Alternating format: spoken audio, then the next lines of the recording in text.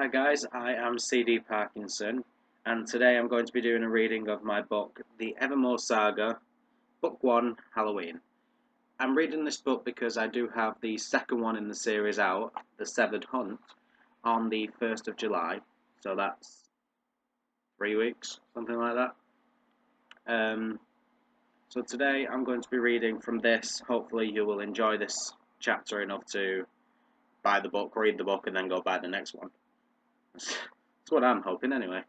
Um, Today I will be reading from chapter 9. Um, Basically, a rundown of the book. Before that is Dill and Simon get tickets to go and watch a show. Simon shows Dill a poster for a supernatural type museum slash show thing. And Dill and Simon have a very large fascination for the supernatural, so they immediately jump into it. They get very excited with it. And Dill's grandmother doesn't like the idea of him going because of the way Dill's parents died in the past. She's lost a son, she's very worried, and she doesn't want to lose her grandson the same way. And at the same time, Simon isn't answering Dill's messages, he's not answering the phone, and Dill keeps having haunted dreams and nightmares about something happening. He doesn't know what, it's just basically images, so it leads on from there. Okay, so here we go. I felt like things were back on track. I had my doubts earlier in the day about tonight, but only because of the issue with Simon and my grandma voicing her concerns. I spent the day in constant struggling of finding a way to please everybody, but I know as long as Simon and I have fun and I get home before 11 for my grandma, it'll all be okay. I applied the shampoo to my damp hair and began to rub it deep into my scalp, drifting into yet another trance as I did.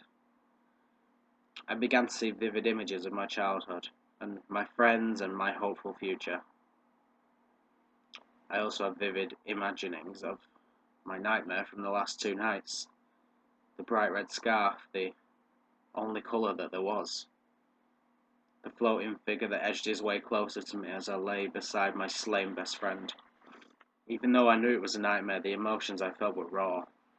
The pain and anger, the fear. It got very real, very quickly. He was on top of me. I saw blood-stained fangs coming out from her mouth, but there was no face, it was just black, completely obscured from view by the hood. I felt as though I knew what was next. I was going to die. I was snapped out of it by a loud thud. I was back in the shower, frantically looking around for what had made the noise. Then I realised it was me. I was so frightened by what I'd seen that I jolted back in fright and slipped crashing to the floor. I wasn't injured. I must have just knocked myself for 6. Was it an omen? Was Simon going to get hurt? Was it something to do with Mr. Kane's abuse? Was he about to go too far? So many questions, all with no answers, and I knew that I needed answers. All I knew was that I needed to protect my best friend in any way that I could.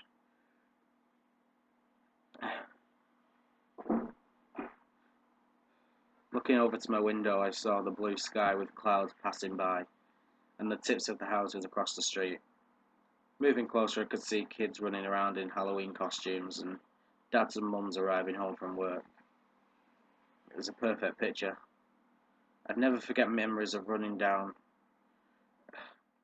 dressed up as a vampire with Simon and another child friend Ian, getting excited waiting for the first streetlight to come on because vampires can only come out at night. The streetlight was their signal. I had some pretty terrific memories, and all being well, I had plenty more to come to. I instinctively licked my lips in anticipation. The exhilaration of what was coming tonight was building in the pit of my stomach. The little monster was beginning to wake and stir. I was counting down the minutes until Simon would ring my bell, and we would be off on a great adventure. I heard the all too familiar buzz of my mobile phone and raised it to view who was calling me up. Unknown. I admit that my nosiness got the better of me and I answered the phone. Hello? It's coming, she whispered fiercely. It wasn't the first time I'd received this call. I kept the phone to my ear and spoke. Who are coming?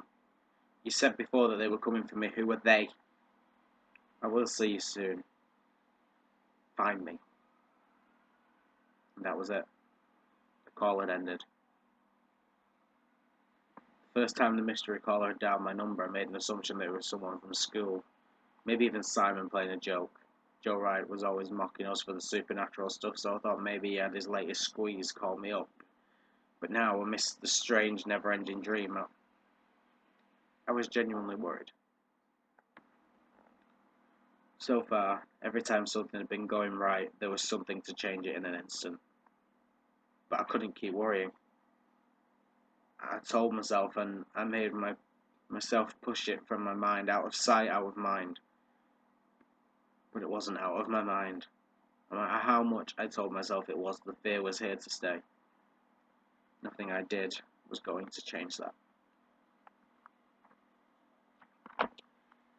So that was the excerpt from chapter 9. I hope you enjoyed it, and again, as I said before, follow my other pages, Twitter, Instagram, Facebook, the webpage itself. Please do all of that. Subscribe to this YouTube channel, and if you ask any questions, I will be more than happy to respond. I have no life, so why not? And I hope to hear from you, and I will upload another video soon. I have more coming out in the next few weeks. I have the Evermore Saga on the 1st of July, and then I have a new series for children and young readers, part of a Jack Black series about a young kid that's just started high school and all of his antics and stuff like that. The first one is titled The High School Hell. That is coming out on the 31st of July, so I will upload more about that in the future. So in the meantime, please read the books, please comment, and let me know what you think.